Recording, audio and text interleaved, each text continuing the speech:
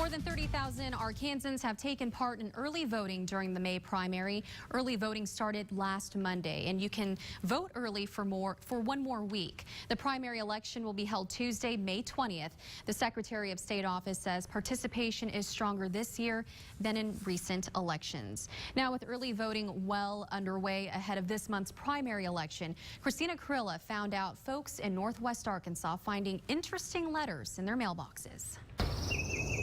A routine walk to the mailbox played out a little bit differently for this Rogers resident. I thought, oh, it's something about the upcoming election, but when I actually opened it up and read it, I was just stunned. It's more like a public shaming is what it feels like when you read the letter. Scott Murphy opened this envelope to find his neighbors' names, addresses, and voting records, with a line that read, "What if your neighbors knew whether you voted?" It felt like I was being put on display and someone trying to shame me into casting my ballot. The information on the letter that came on Friday, public record, and actually more accessible than you may think. It is public information. You can walk into this office and find out their voting history, find out their date of birth, their telephone number, their address. The Benton County Clerk's office started receiving calls of complaints from folks feeling like their privacy had been invaded. Well, I understand it's public information. So County Clerk Tina O'Brien made some calls of her own. I've never heard of this group. The organization sending these report cards to people is called Arkansas State Voter Program. Public Voice. Okay, Public Voice Inc. And is listed as a project of a Public Voice Incorporated. I did call the Secretary of State's office in their business division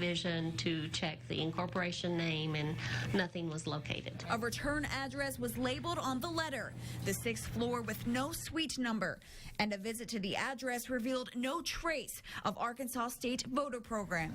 O'Brien worries these mailers might keep people from paying a visit to the polls. I think it gives them an uneasy feeling, and that may deter folks from voting. And folks like Murphy are left wondering what else people might be able to find. Being able to pull voting records, and I don't even know what else. That's a little disconcerting now. And that was Christina Carilla reporting. For a list of voting locations, you can check our website, fox16.com. And on this Mother's Day, there is certainly a lot of pain in families who've lost loved ones in the tornado 2 weeks ago today. But tonight, we want to tell a story of survival and man's best friend after tornadoes tore through Vilonia last week. Fox 16's Drew Petrimo joins us live with the story. Drew? Well, Suzanne, this is a story about a stray dog who gave birth to puppies in Vilonia as the town was being decimated by that tornado. She was found hiding under one of the few standing homes in the area. 2 of her puppies died of their injuries, and vets didn't know if the survivors would make it. He said, "Chloe, I just want to warn you, there's a good chance that this puppy, the one with the infection, and the mom might not make it." But a determined vet student in town to volunteer her help nursed the 3 puppies and mom back to health. And last week, they were adopted by a family that lives on a farm in Mountain Home. And we visited Sunday afternoon. Mom was enjoying Mother's Day with her pups, and we're told everyone is doing well.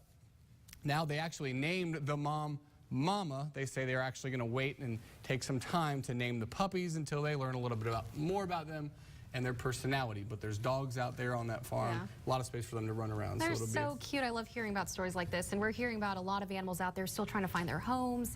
You know, it's been 2 weeks, and, you know, we still need to get them reunited with their families and, you know, get supplies for them as well. Well, and this vet that was in town to help was such an interesting person, and what she's doing now is trying to help locate the missing pets. You know, some of these families have lost everything, and if they could just have maybe their dog or their cat, they'd still be devastated with everything, but it would be something that they could hold on to, move forward with. So she's out there setting traps, doing everything she can to try to find the dogs and cats that are still missing 2 weeks That's good news. Good after for the her. tornado came through. All right. Thank you, Drew.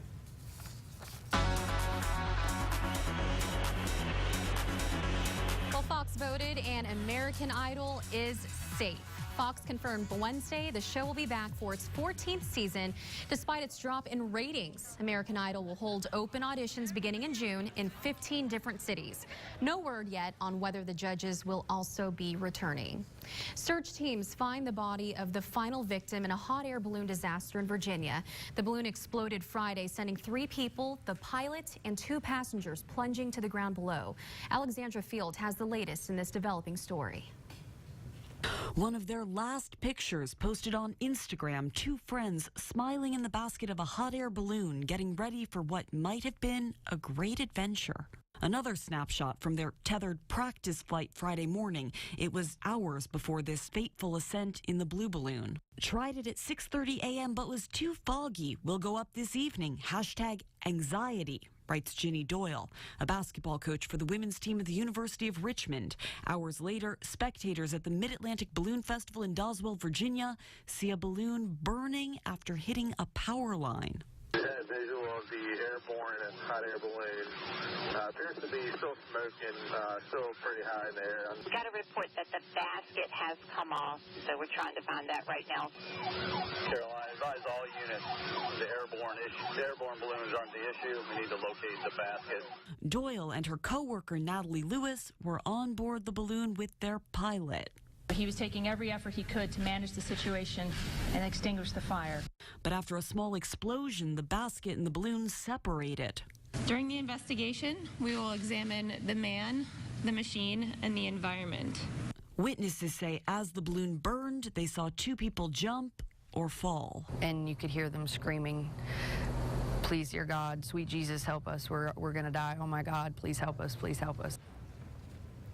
And the National Transportation Safety Board is investigating this crash. Well, now we're going to switch it over here. It's time to take a look at my Pet-tacular snapshots. Every weekend, I like to showcase Arkansans' friendly companions. So first off, we want to introduce you to Tank, Tinsel, Luke, and Lucky from London, Arkansas. They're looking very patriotic this weekend. I'm sure that was a nice Mother's Day photo, huh? I love that shot. And they're all looking up to the left. I wonder what they're looking at right there. And here's a picture of Macy, adorable Macy with her bows from Mina. She doesn't look so happy. She's like, they're like holding her up, like picture time. She's so cute. And check out Uno from Conway. He finds it convenient to sneak in the dryer when it's warm to take a nap.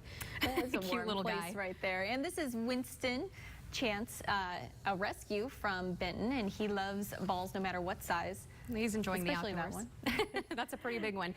And this is Pumpkin from Conway as well, and she's hanging out with the shoes. It looks like she's in like one of those shoe carriers or cases. The cat's getting everything. They're so funny. And then we have Rascal from Cabot. It looks like he's chewing on a stick. He looks like a little rascal. I wonder if he's full grown because he's so tiny. That stick is bigger than he is.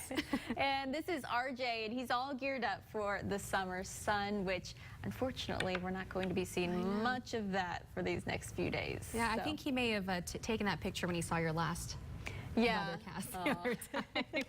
But yeah, if you've got a picture, send it my way. You can post it on my Facebook page. We'll feature it on the weekends. Yeah, and we do have that rain on the way too, so those pets may want to keep them inside and just head outside for brief periods tomorrow. We'll see those scattered showers and thunderstorms really kicking up late tomorrow evening and then into your Tuesday as well, into your Wednesday even. I'll have a last look at that forecast coming up in just a bit. And also when we come back, a historic moment in football as the first openly gay player is drafted. A look at the team that took him in.